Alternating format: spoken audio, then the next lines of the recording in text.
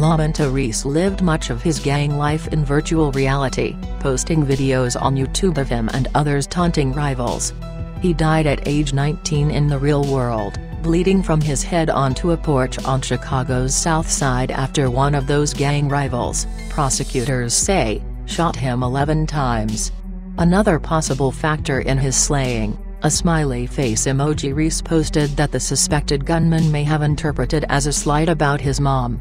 Gangs' embrace of social media to goad foes or conceal drug dealing in emoji-laden text is the biggest change in how gangs operate compared with 10 years ago, according to new law enforcement data provided exclusively to the Associated Press ahead of its release Tuesday by the Chicago Crime Commission. Facebook, Twitter, Instagram and other sites have radically altered gang culture in Chicago. They are having a similar influence on gangs nationwide. These days, there's nearly always a link between an outbreak of gang violence and something online, said Rodney Phillips, a gang conflict mediator working in a low-income Englewood neighborhood where Reese lived and died. When he learned simmering tensions have spilled into violence, he no longer goes first to the streets. I Google it, Phillips said. I look on YouTube and Facebook. Today, that's how you follow the trail of a conflict. Asked what led to his son's death, Reese's father, William Reese, answered promptly, something on the internet. He said his son and Quinton Man Gates, later charged with first-degree murder in the killing, had been trading barbs on Facebook. Updated gang maps also being released in a Chicago Crime Commission gang book chart the turf of 59 gangs, from Reese's Black Disciples to the lesser-known Crazy Get Down Boys.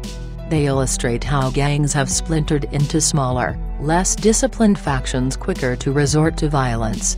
The last gang book, used as a guide by regional police, was published in 2012. Gangs put a premium on retaliation for perceived disrespect. In the past, insults rarely spread beyond the block. Now, they're broadcast via social media to thousands in an instant. If you're disrespected on that level, you feel you have to act, said Phillips, employed with Target Area, a nonprofit group that seeks to defuse gang conflicts.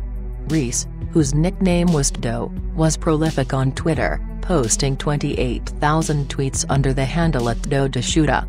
He displayed bravado but was also introspective, tweeting about his odds of dying a violent death.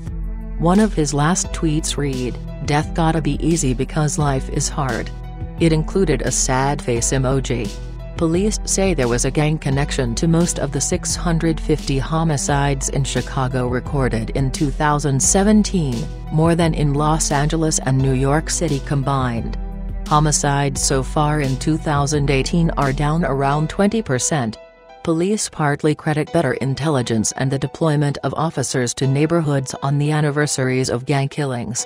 So integral is social media to gang dynamics that when Englewood area pastor Corey Brooks brokered a truce between factions of the Black Disciples and Gangster Disciples in 2016, he insisted they agree to refrain from posting taunts.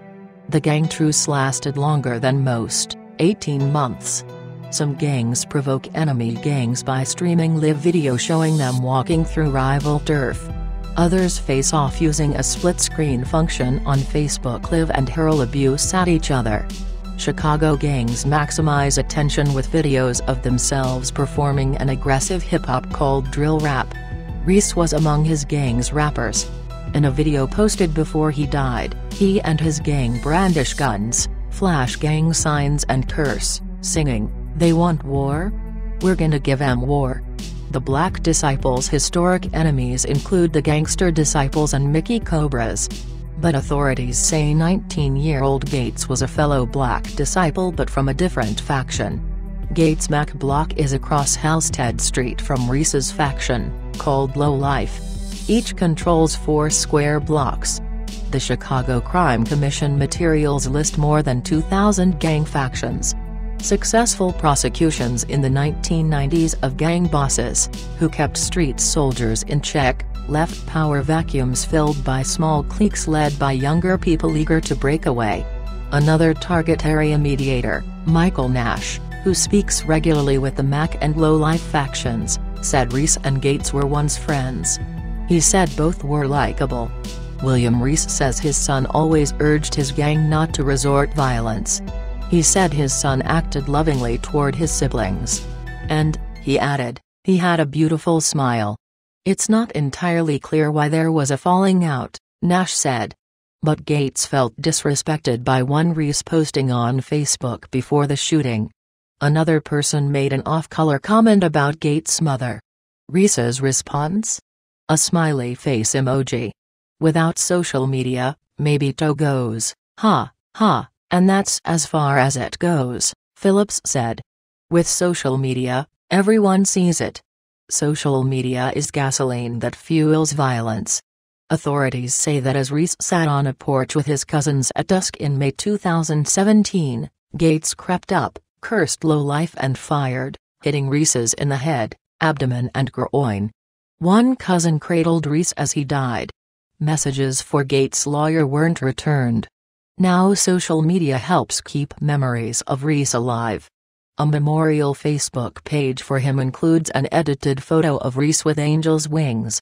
His dad posted a message with 14 crying face emojis, adding, "I miss my son."